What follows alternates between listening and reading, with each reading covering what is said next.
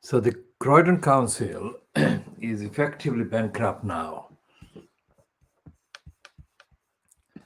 And the Southwest Londoner inside Croydon and others like that are reporting this. And inside Croydon is one of the supporters of the corrupt mayor system. So they want Croydon to become even more corrupt than it already is. And they're saying exclusive on yesterday.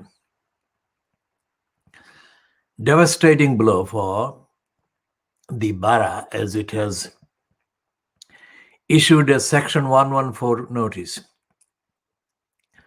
making it the first local authority in London for 2 decades to admit it has gone bust. It's written by somebody called Stephen Downs. The move will see day-to-day control of the council handed over to government-appointed commissioners. Croydon will become only the second council in England in 20 years to issue a Section 114 notice, and the first in London since Hackney in 2000.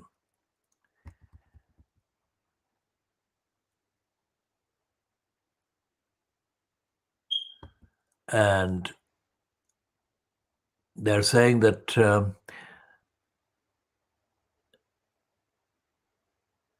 the Section 114 notice bans all new expenditure at the council, with the exception of statutory services for protecting vulnerable people.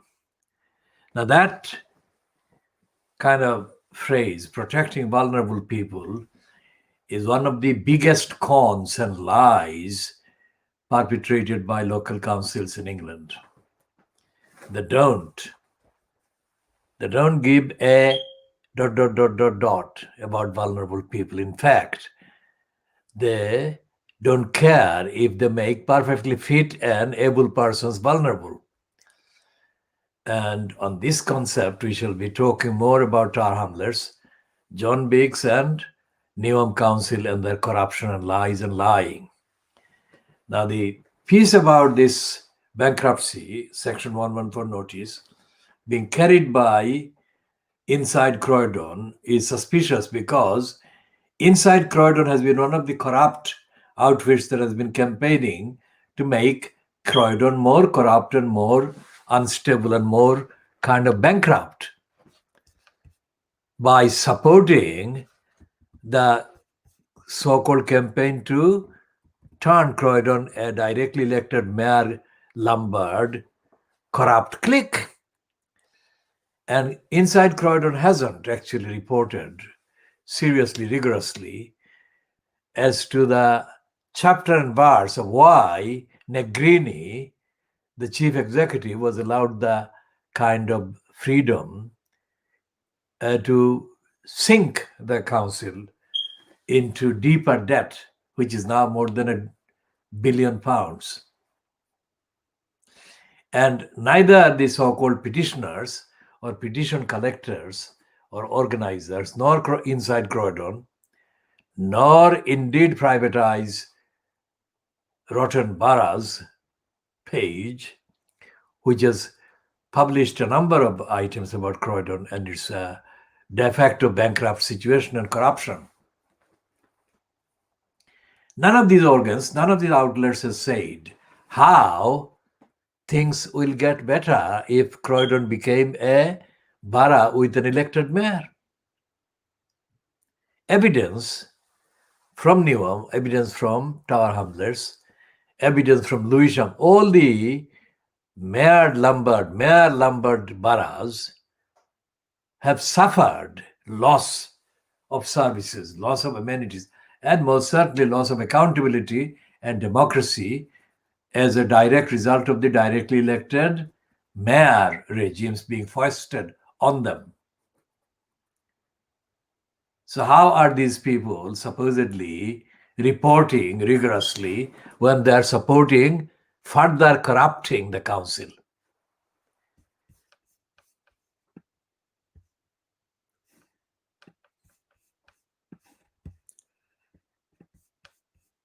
And we shall come to a similar kind of idiocy being paraded by most of the right-wing papers. Well, as we have said earlier in the last edition, or last part, that Andrew Pierce was running the exclusive, so-called, about Boris Johnson's girlfriend or fiancée kind of having been responsible for the resignation of Kane, the propaganda chief at number 10 Downing Street. Now that's a lie. It's not an exclusive. It is the main line being paraded. Well, the departure of Kane, that is, paraded on the front page of the Daily Telegraph, Daily Borisgraph. And let's see what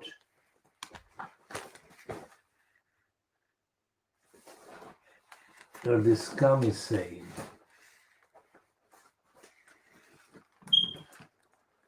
So they're not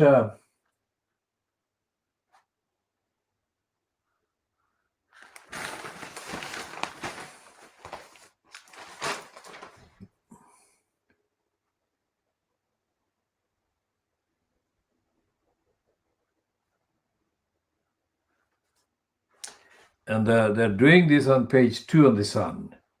They're saying that Kane, the headline is number 10, War sees spin doctor quit. And essentially the Borisgraph is the one that has got the entire front page devoted to this Kane drama. And the various things they are saying there include the claim that there is a feminist kind of element at work, that Kerry Simmons and Allegra Stratton want an end to the all-male kind of team and the crew. Well, that may be the fantasy, but that is not what the main contents of the kind of explanation of the spin is saying. The spin is spin, kind of saying who is going and who is staying and who is for Brexit and who is not for Brexit and who is linked with who, not the gender and not feminism, not women's rights at all.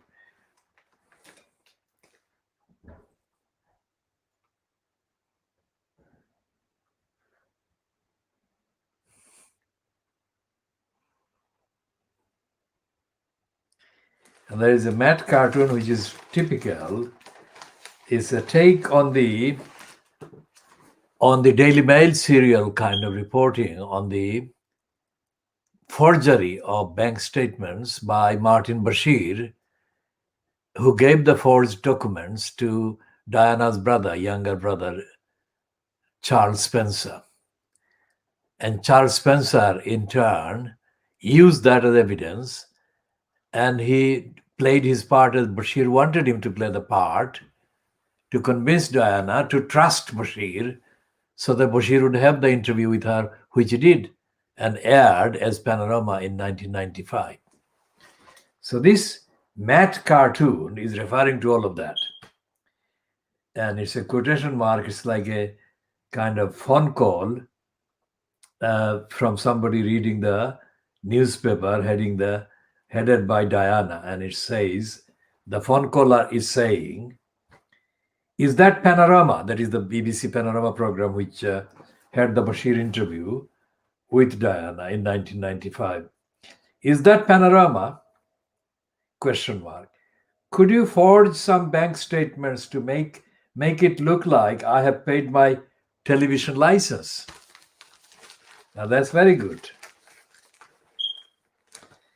Because television license is one of the biggest aches and biggest kinds of concern for most people who are irritated by the television license and the collection and the nuisance that they cause in kind of collecting the kind of license.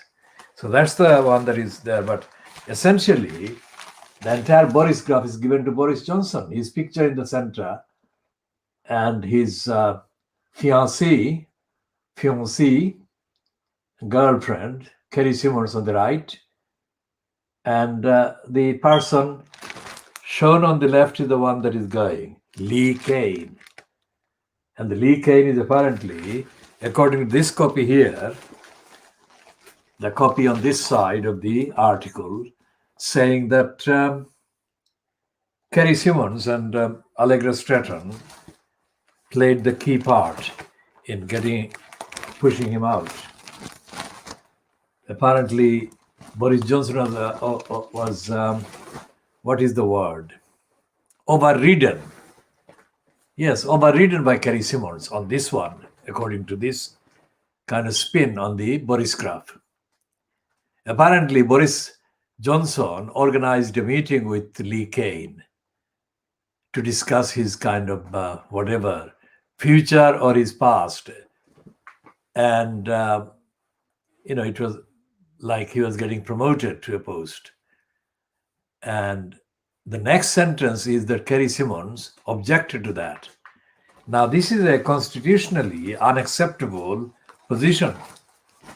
Kerry Simmons is not a member of parliament, and she has not anything to do with the government. So what is the point of even referring to her as having any kind of say on who gets appointed and who gets ousted?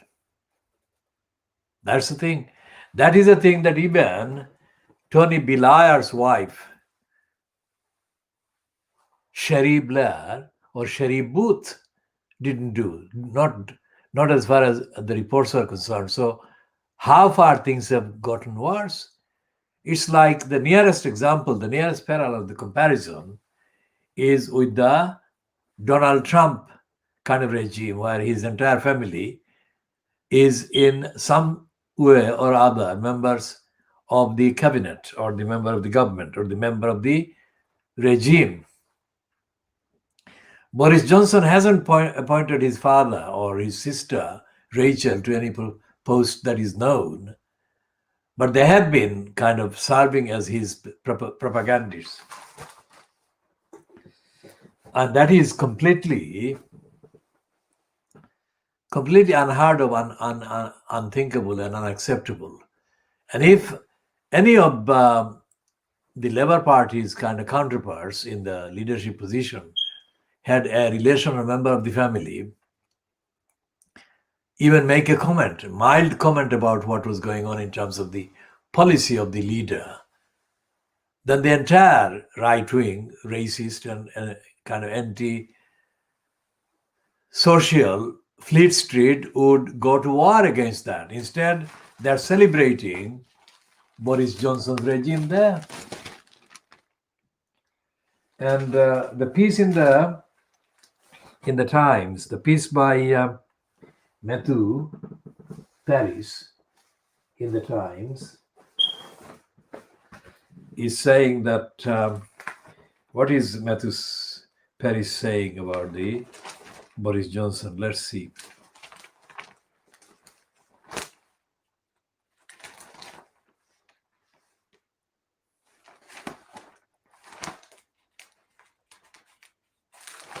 So remember, this is the world exclusive diagnosis of Fleet Street.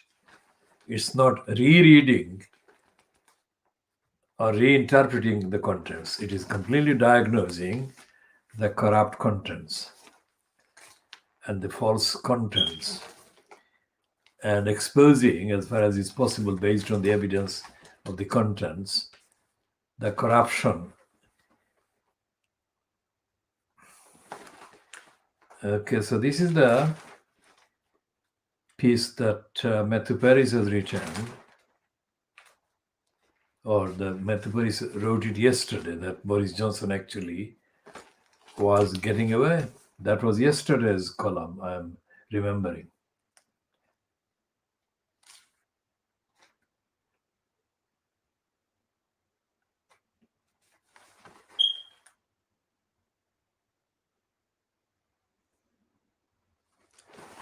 And they've got on the Times a piece about Croydon. They said Croydon is gone bust now, and it's there. It's the fact that Croydon has gone bust should be kind of examined by these people, but they're not examining at all. It's like what is happening with the busting. Section 114 notice is that the community secretary, one Robert Jenrick, has sent or will send commissioners, just like Pickles sent commissioners to Tower Hamlets, but the circumstances are constitutionally different. The London Borough of Croydon has in effect declared itself bankrupt after running up 1.5 billion in debt. The local authority issued a Section 114 notice banning further spending and admitting that it cannot balance the books. It is the third council to do so in the past 20 years. So it's saying third council. Is the inside Croydon saying the same, or is it giving a different number? Section 114 notices warned the government that a council cannot balance its books. They were introduced in the 1980s to try to prevent councils going into financial collapse and prevent any further spending. Chris Philp, the Conservative MP for Croydon South, tweeted that Labour had bankrupted the borough through poor financial control. A spokesman for the Ministry of Housing, Communities and Local Government said it was beginning an urgent review into the council. He said, "We are aware of serious concerns around the council's governance and risk management, and the recent public interest report was damning about the governance within Croydon Council, which have been entirely irresponsible with their spending and investments." Now this is rich coming from the Times and the Tories. Because the Times itself has got a table about the money, this is only 1 billion plus. But the Times is running the table about the money that is going to whoever is going, and let's see the table if we can find the table on this one. And there are some funny articles.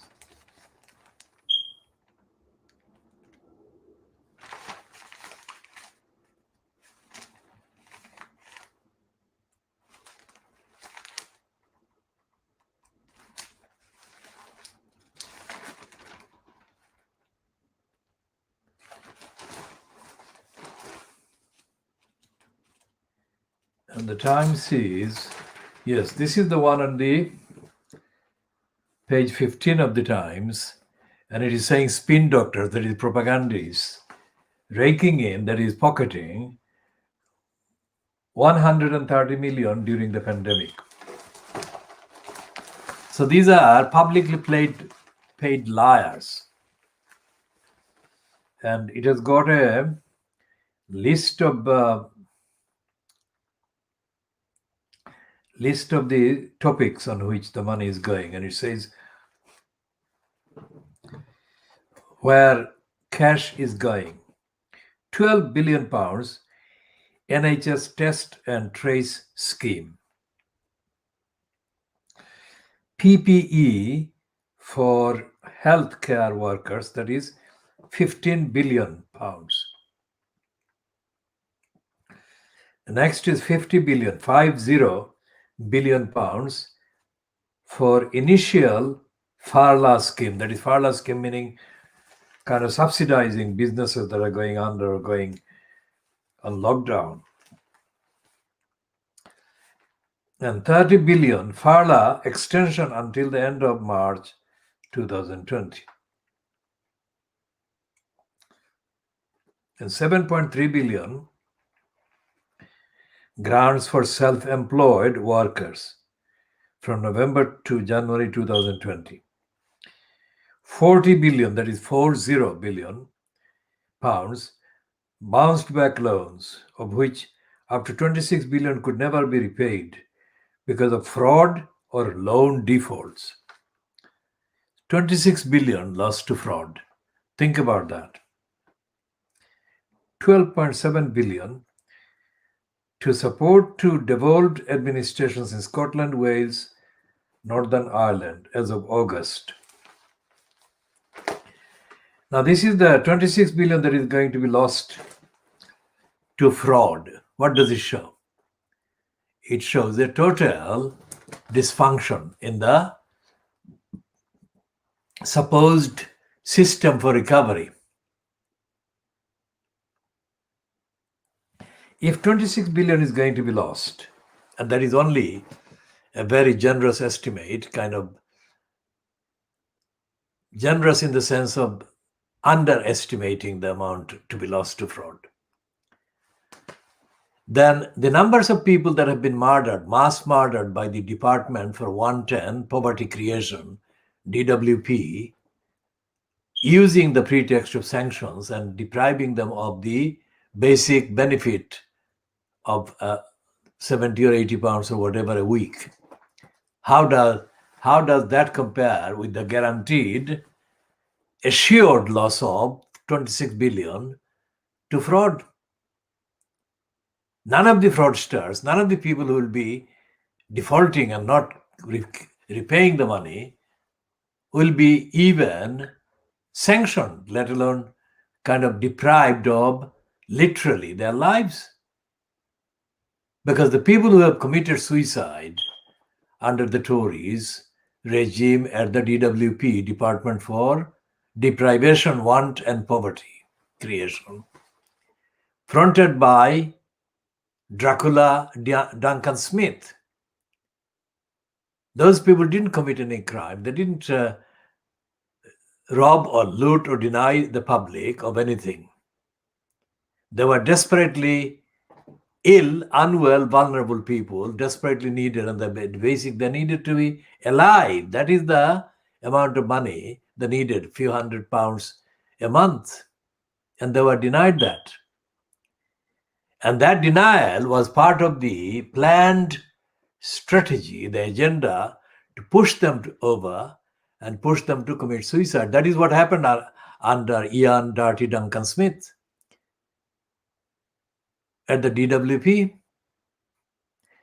And the Labour Party in opposition did not say a thing, really, except plastic platitudes presented as part of the Commons proceedings or questioning of the department, which didn't really even register as being expressed by the opposition while these people are being mass murdered and massacred by a suicide imposed on them by the sanction operated by the DWP, Department for Deprivation, Want and Poverty Creation.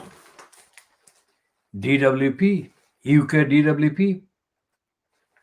And here is every day the Fleet Street papers are running one sort or another account. It is spun account, but it's an account about the waste of hundreds of millions of pounds by criminals in posts. Criminals like the cons that have been given jobs under the pretext of dealing with COVID-19.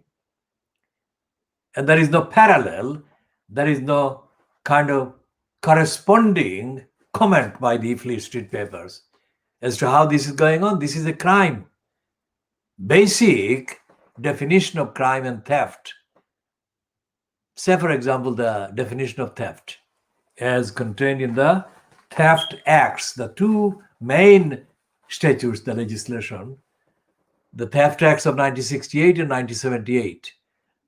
They have been kind of subsequently amended, modified, but the substantial body of the Theft Act is contained in these two parts, 1968 and 1978.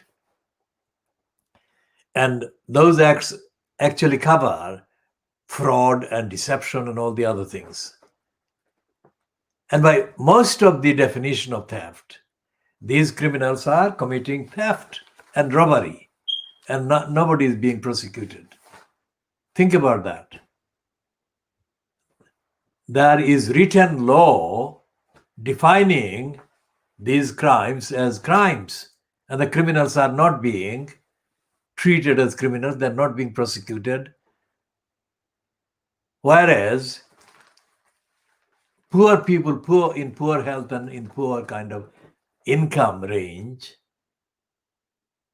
desperate for 80 pound, 90 pound, or whatever amount they needed from the DWP every week to just buy the bare essentials, were denied that money and they were forced to commit suicide, literally. That is crime against humanity. By definition of the crime against humanity, that is crime against humanity. And the UK papers are not treating these as crimes against humanity, knowing full well that they are crimes against humanity. And Fleet Street is not bothered about raising the question as to why these crimes have been committed and the criminals not being prosecuted under the human rights legislation and human rights kind of framework of the Constitution and the obligations that the UK is under as a signatory to these treaties, protocols, and conventions and agreements and charters and declarations that are all in place, intended to deter and discourage and to penalize the perpetrators of violations and crimes against humanity.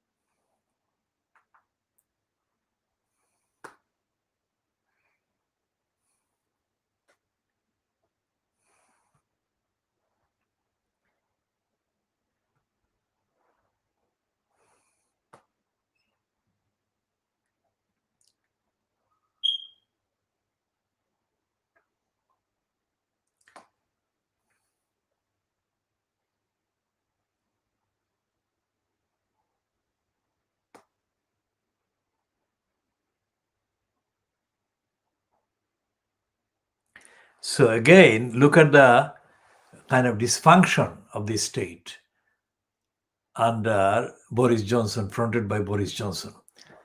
The House of Commons inquiries section has told our campaign that it doesn't have information about the UK's kind of status as a signatory to all these international treaties, charters, conventions, and all the rest of it, because the inquiry section says that they are only in place as a source for information about the work of the House of Commons and what happens in the House of Commons. That may be the case. But essentially, the House of Commons is part of the UK state. And as such, the House of Commons Inquiry Service or Inquiry Office should be able to provide information as to which of the international instruments, that is what is called in law, the treaties, the conventions, etc., the instruments that the UK has been signed up to and has been a member as an active signatory. I mean, that is nothing to do with the EU membership side. These are charters, conventions that are outside of the EU. And so as the House of Commons Inquiry Service says that they are not about the government and whatever, they therefore don't know and have shown no interest in offering information as to the impact this has on society, because the reason why the United Kingdom or any other member signed or is signatory or signed up to these charters, declarations, conventions, agreements, and so on, is to raise the standard of service, the standard of rights of the people inside the signatory state. So there is a big emptiness and the vacuum between the people who are on the paper in terms of the contents of the signature or signed up books, signature carrying books of these international treaties and organizations. The British people, or the people in Britain, are deemed, that is assumed, that is supposed to be enjoying the benefits of these enhanced kind of legal rights. And yet, the place of lawmaking, that is the House of Commons, doesn't have a clue. Is that an exception? No.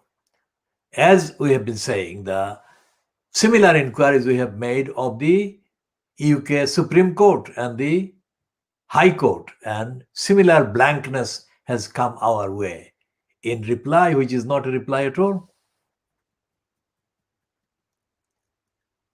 See the gravity of the emptiness and dysfunction in Britain. And then you've got the local councils looting the people, like the chief executive getting paid £222,000 a year, plus parks of another 100,000 pounds a year. And now she is obviously must have pocketed £500,000 or £1 million as she left. I mean, what is that?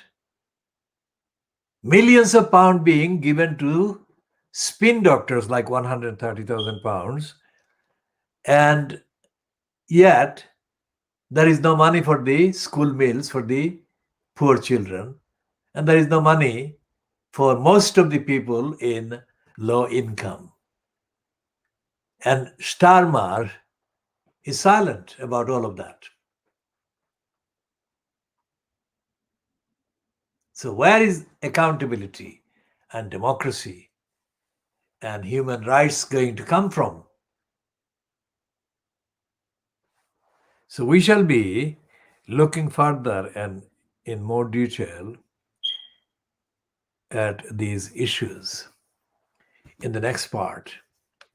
This has been a short part, but this is because of the complexity of the issues we are discussing. It is advisedly kept shorter than would be the case